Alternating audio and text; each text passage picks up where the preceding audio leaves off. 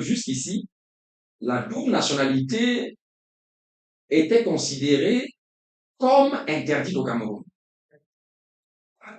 Au niveau de la population, au niveau de nos missions diplomatiques et consulaires à l'étranger, il a toujours été dit que le Cameroun n'admet pas la double nationalité, ce qui est complètement faux.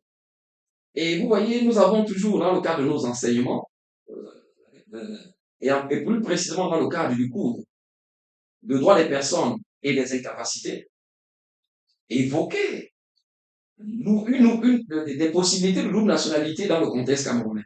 Et les deux hypothèses de double nationalité sont bien citées dans les articles 7 et 8 pour ce qui concerne les enfants et à l'article 32 pour ce qui concerne les femmes camerounaises. Les articles 7 et 8 énoncent très bien que les enfants nés de couples mixtes, c'est-à-dire les enfants nés d'un parent camerounais et d'un parent étranger, ont la possibilité d'acquérir, n'est-ce pas, de se voir attribuer les deux nationalités de leurs parents. Bonsoir à Ibrahim en passant. Alors, ça veut dire que dans le contexte camerounais, l'enfant issu d'un parent camerounais est déjà camerounais. Si donc le code de la nationalité de l'autre parent lui permet également de bénéficier de la nationalité de l'autre parent à partir de la naissance, cet enfant a la double nationalité. Qu'il soit enfant légitime ou qu'il soit enfant naturel. Et la législation camerounaise lui fait obligation de choisir entre les deux nationalités qu'en accédant à la majorité.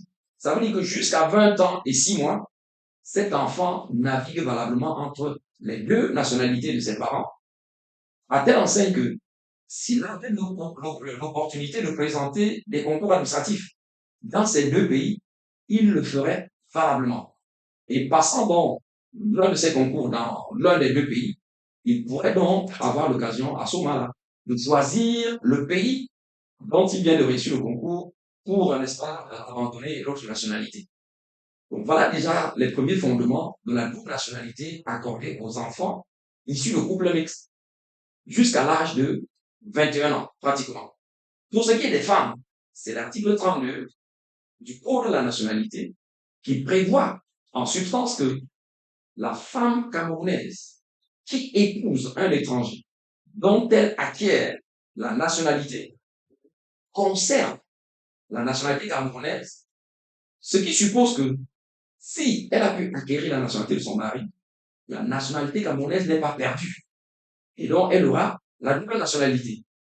Et le cas de jurisprudence le plus illustratif de ce que je suis en train de dire, c'est bien un arrêt de la Cour suprême rendu en 2013 dans le cadre contentieux qui a opposé le SDF au RDPC relativement à la candidature ou bien à la validité de la liste du RDPC conduite par Madame Célestine Ketia-Cortés qui s'était prévalue dans des actes passés de sa nationalité française. Et donc le SDF, en déférant cette question-là devant la Cour suprême siégeant en lieu et place la Chambre de la Cour suprême, estimait que Madame Célestine Ketia-Cortés, du fait qu'elle s'était prévalue à la nationalité française, ne pouvait plus conduire une liste électorale au Cameroun. Autrement dit, elle n'était plus camerounaise. Donc vous comprenez que les conseils du SDF s'étaient certainement laissés influencer par ce discours ambiant qui laissait penser que le Cameroun n'admet aucunement la double nationalité.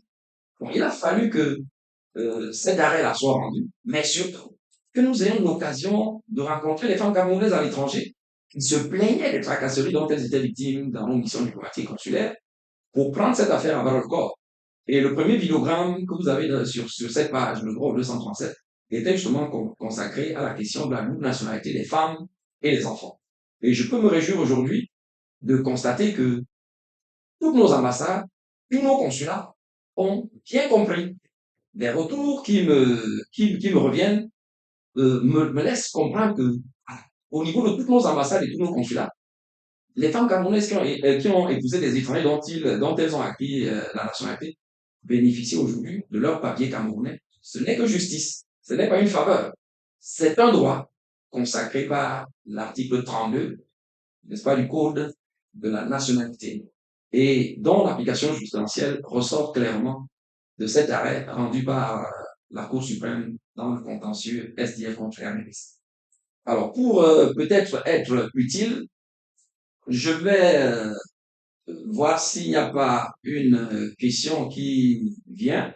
Alors, une question n'est pas encore posée. Donc, je continue à dire que au niveau des missions diplomatiques et consulaires du Cameroun à l'étranger, nous sommes très heureux de la réceptivité qui a été accordée à cet exposé, qui est donc dans le premier vidéogramme de cette page, aussi bien aux compatriotes de la diaspora qui n'ont pas hésité à s'appuyer sur l'article 32 pour saisir nos ambassades et consulats, et surtout au niveau de nos ambassades et consulats, dont certains, n'est-ce pas, dont certains ont fait preuve d'une humilité, n'est-ce pas, que j'apprécie, parce que certaines autorités consulaires n'ont pas hésité à se référer à moi pour bien comprendre de quoi il était question.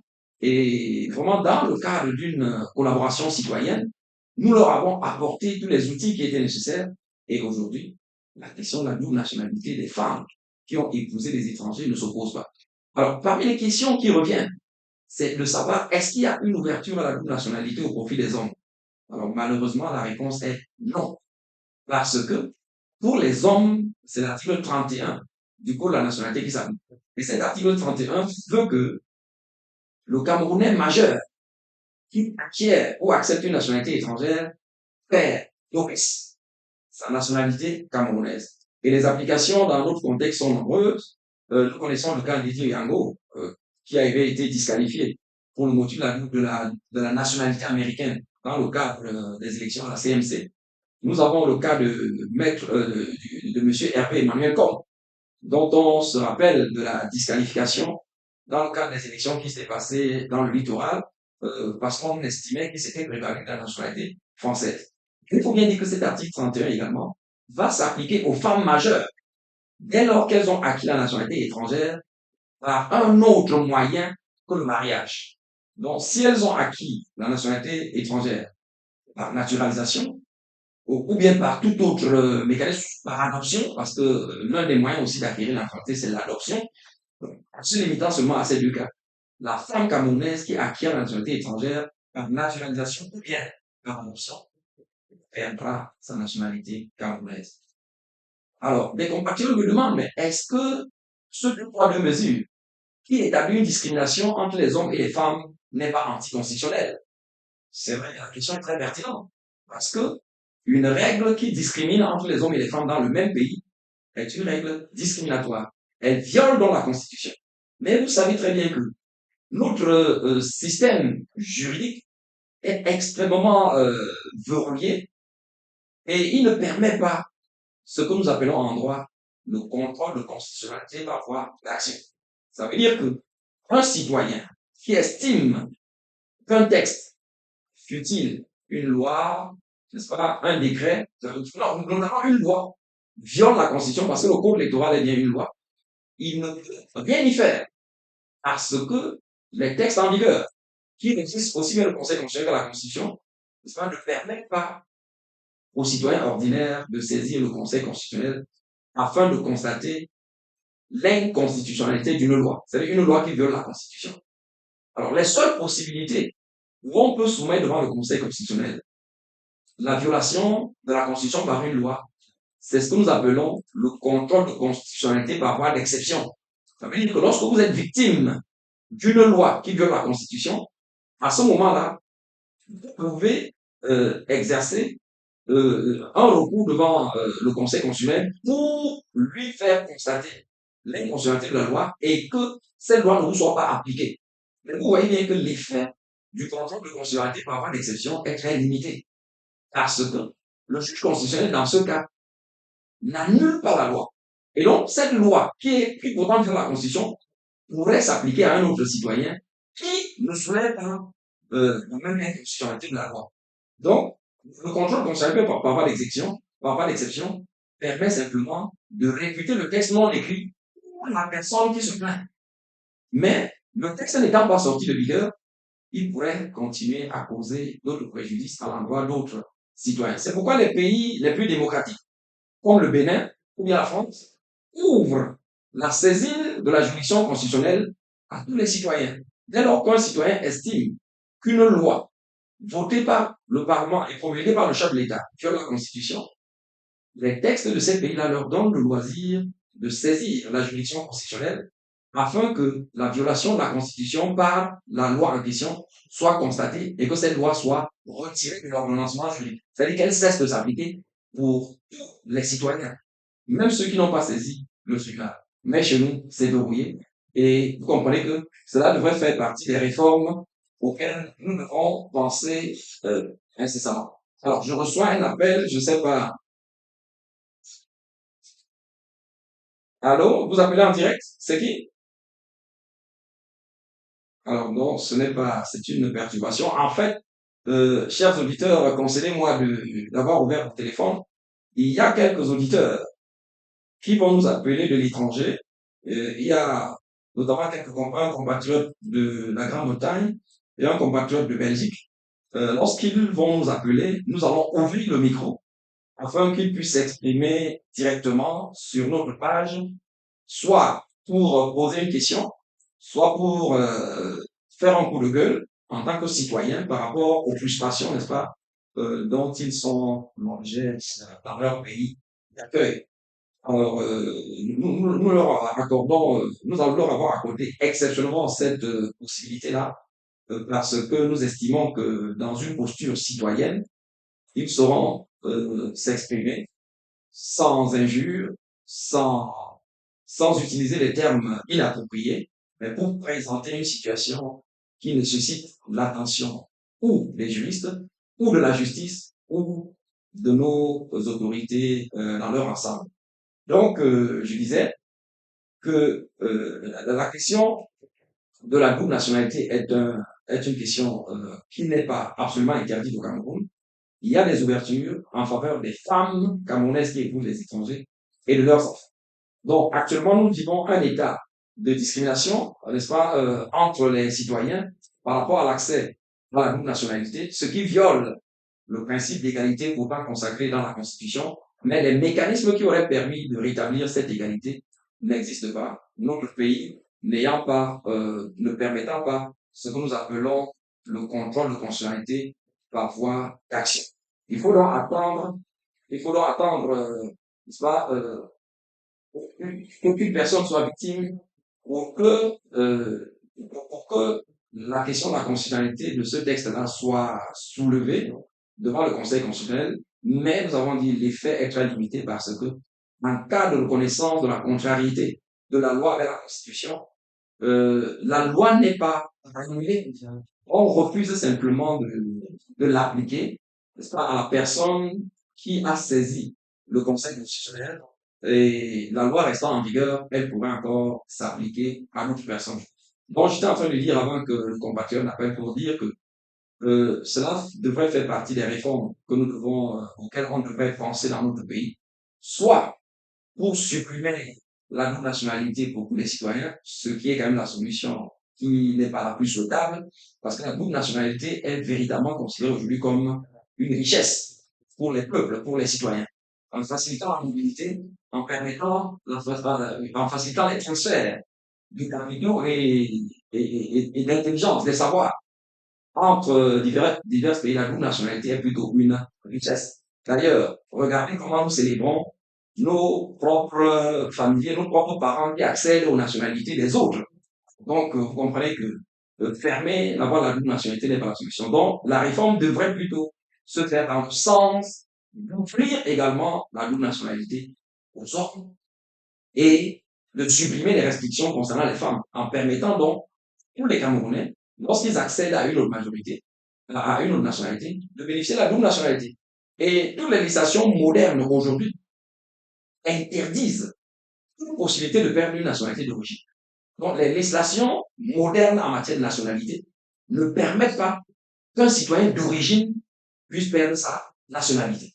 Je vais vous citer la réforme qui est intervenue au Libéria en 2022. Le Libéria était l'un des pays dont la législation était la plus restrictive en matière d'attribution ou d'acquisition de la nationalité. Mais avec la réforme qui est intervenue en 2022, mais le Libéria a introduit, n'est-ce pas, une disposition révolutionnaire, mais qui s'inscrit dans la logique, dans les tendances, n'est-ce pas, que l'on observe dans tous les pays modernes aujourd'hui.